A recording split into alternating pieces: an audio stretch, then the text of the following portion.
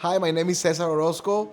I'm so happy to be here at Jazzway 6004. This is my second time in this amazing venue. I'm so happy to be here again. Thanks to Marianne and all the crew here.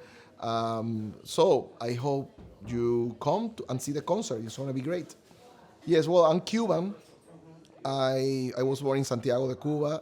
Um, and then when I was 17 years old, I was finishing my school in Cuba, like a music school. Um, I moved to Venezuela. My older brother, was already there, living there. So he did the connection for me to go to Venezuela through the orchestra he was working with. So when I arrived in Venezuela, I started also working in that orchestra as a violinist because I also play the violin besides the piano. And well, I spent 14 years in Venezuela. I learned a lot from that wonderful country. Well, my wife is Venezuelan, my two daughters are Venezuelan. I absorbed a lot of their culture, music, of course, and well, it definitely affects my in a good way my career and what I do right now because what I do with my project is basically a mix of Cuban and Venezuelan music with jazz. So that's the influence that I have because I was born in Cuba, then I moved to Venezuela. I spent 14 years there, and now I am in the United States. I've been a jazz lover since I was a teenager when I was at school in Cuba. So jazz is also being in my life since I started, with this music thing. The reason I came to the United States was, to study at the Peabody Conservatory. I got an assistantship, like with a full tuition scholarship, to go to Peabody. And it was basically two main reasons. Since I was maybe when I was 21 years old, while in Venezuela, I really wanted to come to the United States to study here in one of the colleges here. I actually want to go to Berkeley. And I actually applied to Berkeley, and I got a half scholarship. And then I started trying to actually, collect the money to come because I had a half scholarship, but I need the money for the living and for the rest of the tuition. So in the meanwhile, I actually started playing in one of the most important Venezuelan groups, and that changed everything. So I got married. Then so I decided basically to stay, and I lost that opportunity to go to Berkeley when I was 20, 22, 21, 22 years old. But that I kept that idea in my mind that I really wanted to come here at some point and to live here in the United States and to experience myself and jazz music and play with real jazz musicians. So even when I stayed for many more years in Venezuela, and I really have that in my mind that I wanted to come here.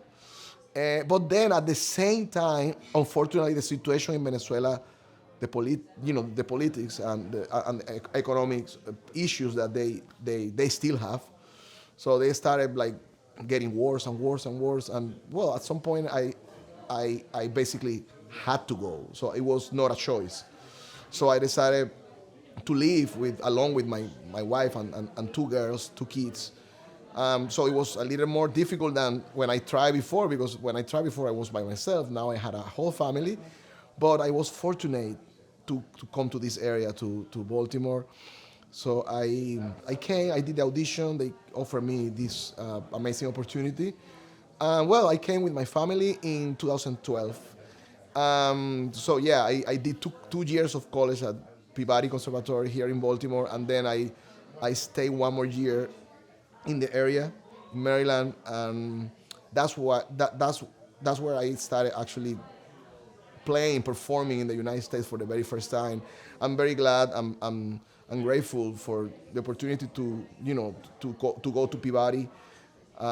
I met a lot of people there that then they became my friends, and also you know I did connections for for music, for Alex Norris. He was my teacher at Peabody, and he's my friend, and he recorded in my last album, and he's a very good friend, and he actually recommended me with other people. Also, Gary Thomas, who by the time was the head of the jazz department at Peabody. I play a lot of gigs with him, also around in the area, and many of my classmates, they then became my bandmates in other projects around the Baltimore and DC area. So it was crucial for me to go to Peabody, to be at Peabody, and live in this area in Baltimore. I always think that Baltimore is like my.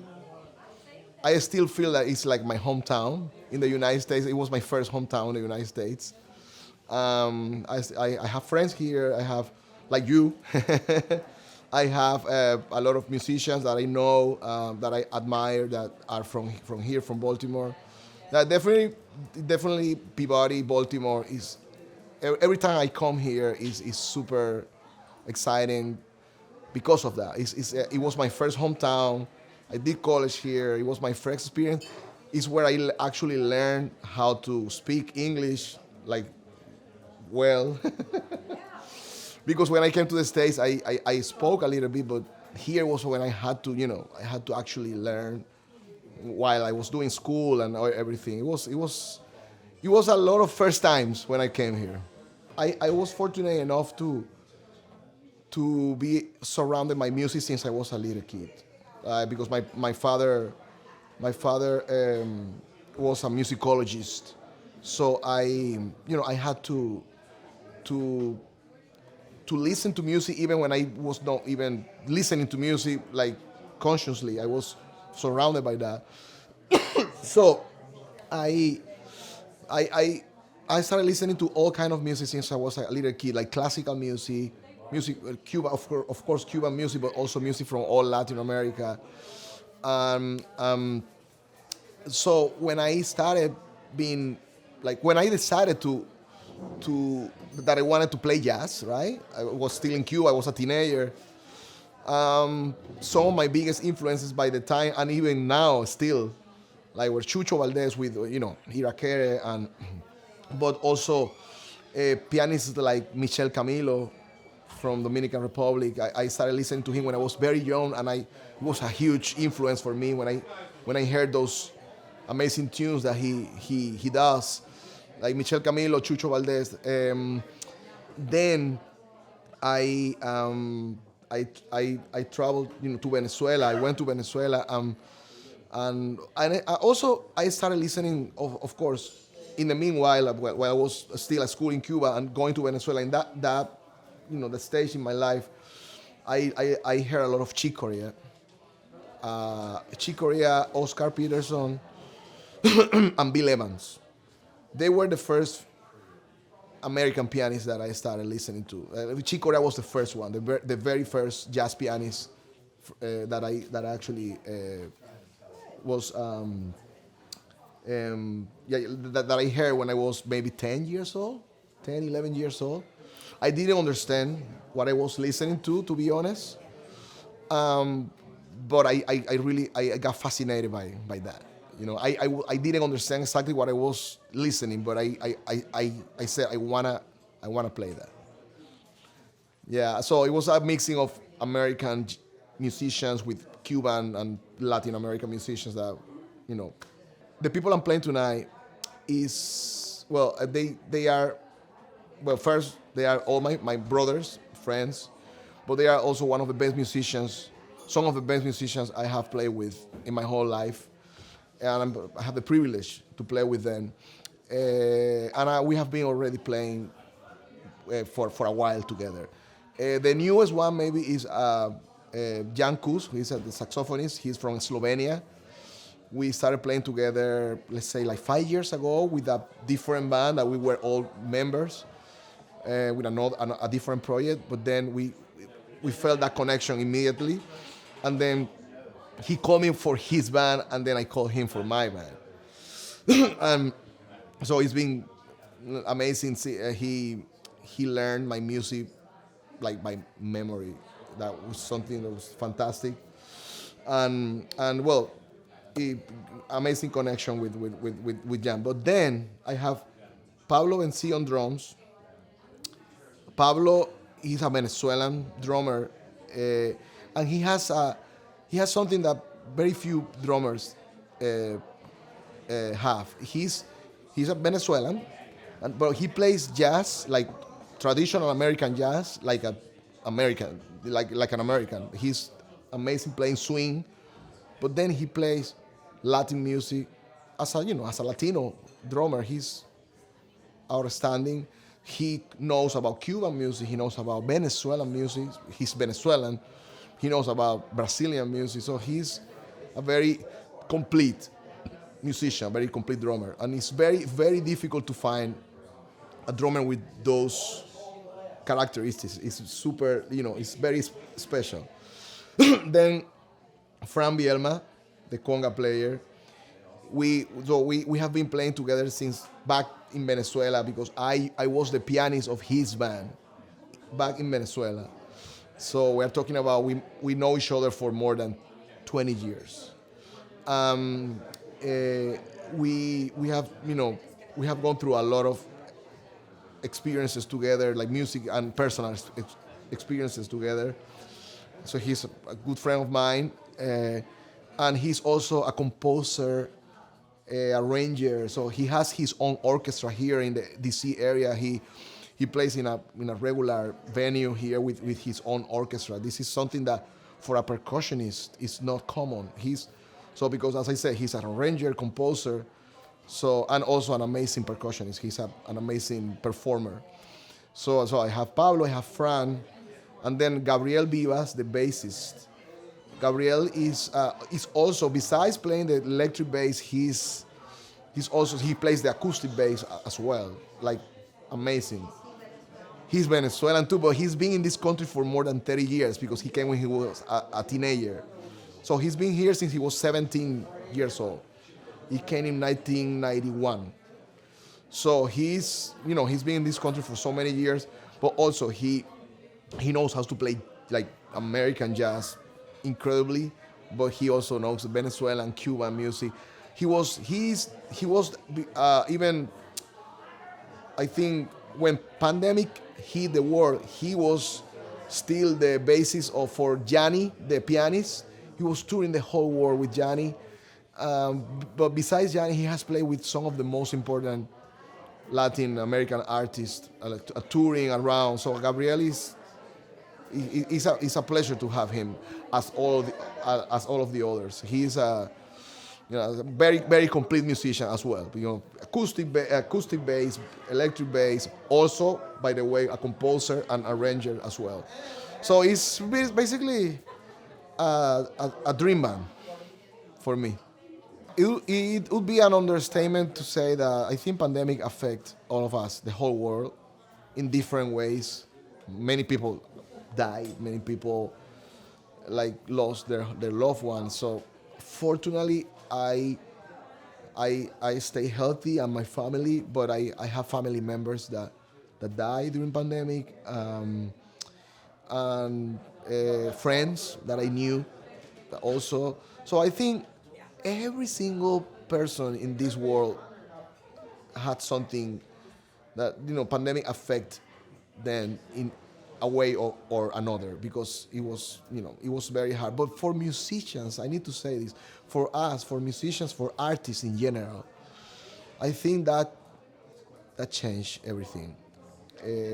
Now we are kind of back, let's say, but by that time it was hard. We actually understood that in some way we were in the last place, because the priority was we understood but when pandemic came, we understood that unfortunately what we do in some way, what we do was not as important as we think it is. I still think it is. But if you think about it, during pandemic, what people were doing, They were listening to music. They were watching movies. They were, at home doing that. How people could do that without the people that actually make music and do movies and do, you know what I mean? So we artists are important. I think we are important to the world, but unfortunately, during pandemic, in many different instances, we can say that we were left out. So there were no concerts, no work for musicians, not opportunities, no. And unfortunately, many people left the artistic world. They basically left forever. They decided that no, if something like this happen again, I cannot go through this again. And I understand. I am now preparing a project as a singer. So I'm not going to stop doing what I do. I just going to add something else because I've been doing a lot, and that's also maybe pandemic also maybe help a little bit with that because I started doing a lot of gigs when I had to sing because they were not like sometimes there were not singers available, and so I had to do it myself. So I've been doing that for a while already. I sing a lot of Latin music, and many people have been telling me you should record an album. And I'm an arranger, so I can do my own arrangements, my own compositions and stuff, but maybe also sing my own songs. So tonight, I will give a little bit of a hint of that. I just want to say that. Like a little bit. But I think you heard something during the sound check. But that's officially, I'm preparing a project as a singer. I'm not sure if I will record more than one album doing that, but I really want to do this because I think it's something that when I was a teenager, I was the lead singer in my school, in a project that I have in my school. Then I forgot about that because I said, no, that was just a school. And I am an instrumentalist, so I'm going to play the piano or the violin. I'm not going to sing. But now, life sometimes surprises you in different ways. So I'm preparing this project. It might be out by the end of this year or maybe beginning of next one. Let's see. But yes, that's one of the things I'm doing. I am also preparing a trio album. So besides that, I think I wanna. I don't have a trio album. I have my albums with my project. It's a quintet, and I'm like inside some of these albums, I have like pieces as a trio, but I don't have an album as a trio. I think I should have one.